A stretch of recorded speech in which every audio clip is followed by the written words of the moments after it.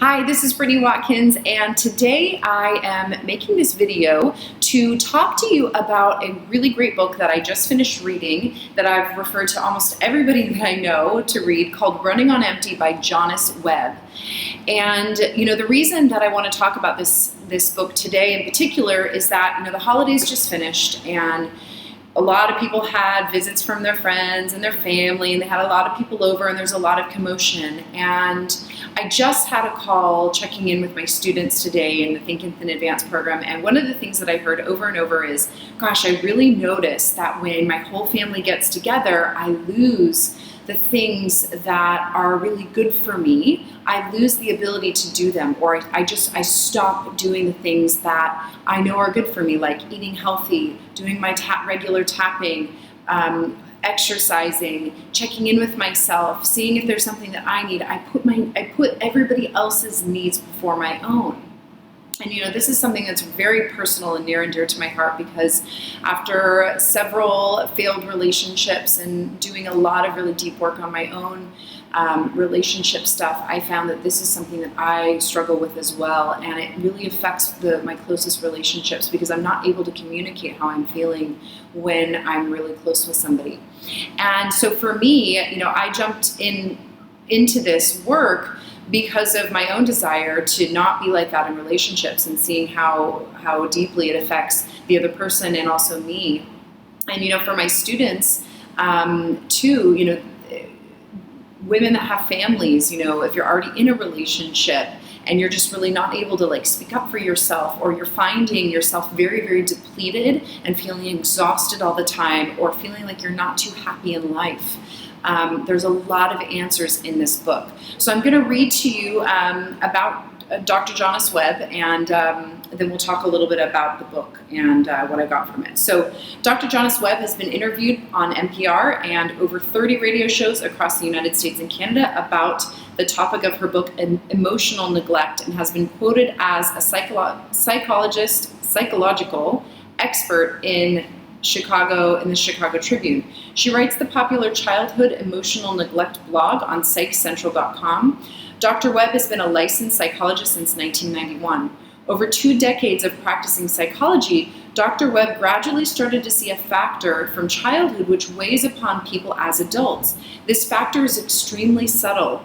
In fact, it's so difficult to see that it goes virtually unnoticed, while it quietly saps a person's joy in life, causing him or her to struggle with self-discipline or to feel disconnected and unfulfilled. Dr. Webb gave a name for this invisible factor from childhood. She calls it childhood emotional neglect. And what I love about this work is that she actually breaks up parenting styles into 12 different parenting styles. And if you're a parent, she does a really good job of not shaming the parent. A lot of these parenting factors, obviously there's no perfect parent, and she actually starts the book by saying, we're all here for a reason. We're all here to learn. There's no perfect parenting style, but I wanted to shed light to all these different styles and how it can affect children in negative ways. And as a way to help heal. There's Bella in the background. She wants me to throw her ball.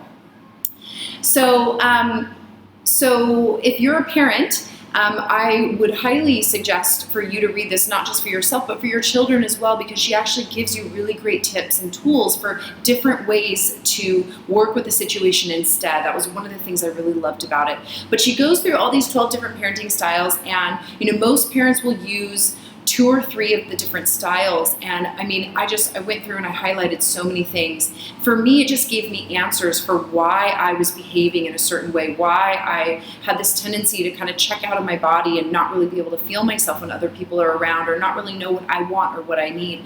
I'm really good at doing that when I'm by myself, and this is a thing that I hear from a lot of my students. So if you're like this as well, if you're really good at kind of knowing what you want and knowing what you need when you're alone, but then when you get around other people, not so much. Or if you find yourself just super depleted, I love the title of the book, Running on Empty, overworked, taking care of everybody else before you.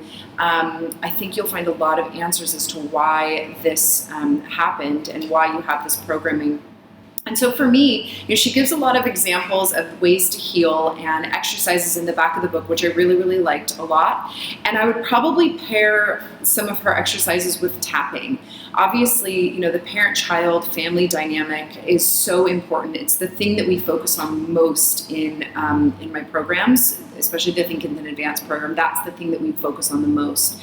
When children are... When there are bad boundaries, so she talks a lot about boundaries in this book, when there's bad boundaries between a parent and a child, the child doesn't have the words for it in the moment, but the child knows that they are not being treated properly. And so if you've had any of these situations happen to you with your parents or with one of your parents, the chances are you knew that it was bad for you and you knew that it didn't feel good, but you didn't have a way to express it. And so a lot of times what happens is it creates anger. And the anger, we also, in our culture, we're not really allowed to express anger. It's not something that's culturally seen as, okay to be angry all the time. And so a lot of parents will tell their children not to be angry. And one of the things that I found, some of the most profound work that I've done is anger work. And so we really, really focus on that in the Think in Advance program, because what happens is it enables you to express and to release the anger that's been building up, frankly, for a lifetime. So as you're reading this book, if you are noticing that you're triggered or you start to feel angry or you start to feel irritable or frustrated, those are all emotions that are on top of anger. What I suggest, what I tell my students to do all the time is tap through the points and just let out a big scream. Just kind of tap. If you want to punch some pillows, scream at the top of your lungs or scream into a pillow to kind of hide the voice. That is going to be really, really a very healing exercise for you to do as a result of doing this work. So that's my review. I highly, highly, highly recommend it.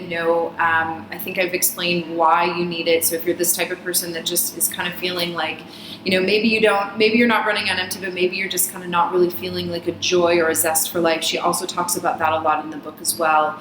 And it all comes back to really checking in with yourself and asking yourself on a moment-to-moment basis, what do I need right now? What do I feel? Is there something going on right now that's causing me to feel this way?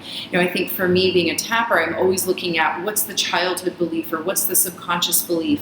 But it was really cool to just go, presently in this moment, in this day, what happened to me that's making me feel this way? So it was a really cool exercise for me, I found, to just really be checking in with my day to figure out what's happening on a day-to-day basis and how am I feeling about it. So anyway, I hope you enjoyed the book. Leave me a comment in the box below if you've read it, or if you do read it and you have questions. I'll also leave a link to the book so that you can buy it on Amazon.com. All right, lots of love.